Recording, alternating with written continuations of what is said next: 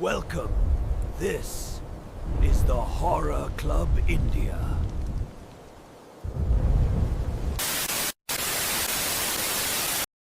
बदला एक ऐसी आग है जो कहते हैं मौत के बाद भी नहीं बुझती। अलौकिक बदले की दो ऐसी ही कहानियों की पड़ताल करने वाले हैं जहां नाराज आत्माओं और भयानक शापों ने इंसानी जिंदगी को हमेशा हमेशा के लिए बदल दिया। तो चलिए इन अंधेरी गलियों में उतर कर देखते हैं। हमारी पहली कहानी की शुरुआत बस इसी एक धमकी से होती है। ये सिर्फ गुस्से में बोले गए शब्द नहीं थे, नहीं, ये तो एक ऐसे भयानक अभिशाप की नींव थी जो एक टूटे हुए रिश्ते की राख से जन्म लेने वाला था। तो ये मामला है श्रुति नाम की एक नौजवान लड़की का। उसकी जिंदगी में एक भूचाल सा आ जाता है जब उसका परिवार उसकी शादी के लिए एक मुश्किल लेकिन बिल्कुल सही फैसला लेता है। हुआ ये कि श्रुति के परिवार को पता चला कि जिस लड़के से शादी होने वाली है उसे शराब और जुए की बहुत बुरी लत है। तो जाहिर है उन्होंने सही कदम उठाया और रिश्ता तोड़ दिया। लेकिन इस इनकार ने लड़के की मां के अंदर बदले की आग जला दी और गुस्से में उन्होंने एक ऐसा श्राप दिया जो श्रुति की जिंदगी तबाह करने वाला था। और उस श्राप का असर बहुत तेजी से और बहुत ही भयानक तरीके से हुआ। कुछ ही हफ्तों के अंदर श्रुति की सेहत पूरी तरह से बिगड़ गई। उसे एक अजीब सी बीमारी ने जकड़ लिया। उसने खुद को एक अंधेरे कमरे में बंद कर लिया और देखते ही देखते उसका शरीर सूख कर कांटा बन गया। श्रुति की ये हालत देखकर उसके कॉलेज की एक दोस्त को शक हुआ। उसने बताया कि भाई ये कोई आम बीमारी नहीं लग रही, ये एक टोटका है, मतलब एक तरह का काला जादू जो किसी को नुकसान पहुंचाने के इरादे से किया जाता है। इस काले जादू को तोड़ने के लिए फिर एक तांत्रिक को बुलाया गया और वो जो अनुष्ठान था वो बहुत ही दर्दनाक था। जैसे ही तांत्रिक ने लौंग वाले नींबू को निचोड़ा, श्रुति ऐसे चीखी मानो उसे कोई अंदर से खंजर मार रहा हो और आखिरकार उसने काली राख और लौंग की उल्टी की और एक काली परछाई उसके शरीर से निकलकर गायब हो गई। उस अनुष्ठान के बाद श्रुति धीरे धीरे ठीक होने लगी। तांत्रिक ने भी इस बात की पुष्टि की कि ये सब उसी लड़के के परिवार ने करवाया था जिन्होंने अपनी बेइज्जती का बदला लेने के लिए श्रुति पर ये जानलेवा टोटका किया था। खैर, श्रुति की कहानी का तो अंत हो गया, लेकिन ये हमें एक और भी उलझे हुए मामले की तरफ ले जाती है।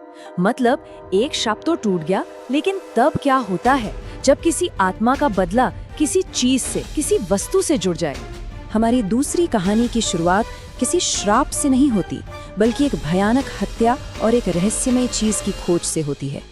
इस कहानी के नरेटर हैं राहुल और उनके लिए ये सब शुरू होता है आधी रात को ठीक 3 बजे। एक ऐसा वक्त जब शहर सो रहा था और सड़कें सुनसान थीं। तब अंधेरे में कुछ बहुत भयानक जाग रहा था। राहुल और उसके दोस्त वरुण को सड़क पर एक तांत्रिक की लाश मिलती है और यहीं पर वरुण एक बहुत बड़ी, एक घातक गलती कर बैठता है। वो लाश के गले से एक खूबसूरत लॉकेट निकाल लेता है। उसे इस बात का जरा भी अंदाजा नहीं था कि ये फैसला उसकी मौत का कारण बनेगा। और कुछ ही घंटों के बाद वरुण भी मृत पाया गया। वरुण की मौत के बाद राहुल को बाथरूम के शीशे पर खून से लिखा ये संदेश मिलता है, मुझे वो लॉकेट दे दो वरना कोई नहीं बचेगा, रागिनी। इस संदेश ने उसके रोंगटे खड़े कर दिए। अब ये साफ हो चुका था कि इन मौतों का सीधा रिश्ता उस लॉकेट और रागिनी नाम की किसी बेचैन आत्मा से है। तो चलिए इस रहस्य को सुलझाने के लिए पहले इन किरदारों को समझ लेते हैं।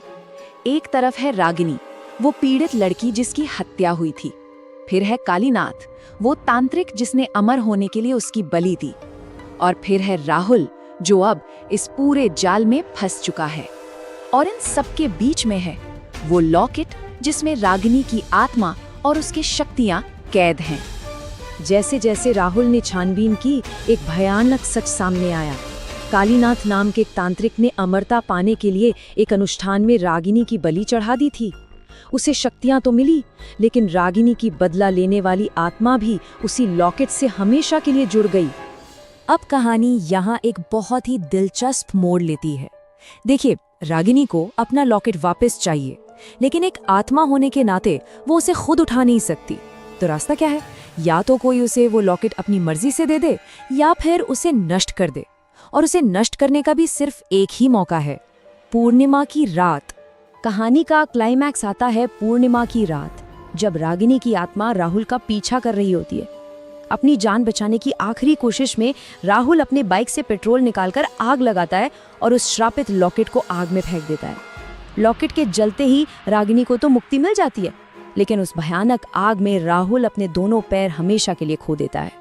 तो इन दोनों भयानक कहानियों को जानने के बाद हम सीखते क्या हैं?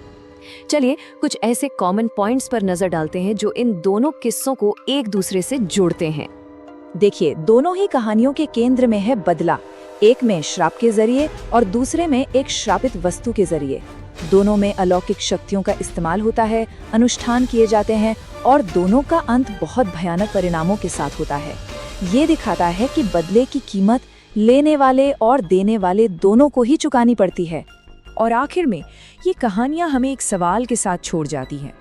क्या ये सिर्फ डरावने किस्से हैं या फिर इस बात की एक चेतावनी कि जब जलन और बदले की भावना हद से गुजर जाती है तो वो ऐसी ताकतों को जन्म दे सकती है जो हमारी समझ से बिल्कुल परे हैं? इस पर विचार जरूर कीजिएगा।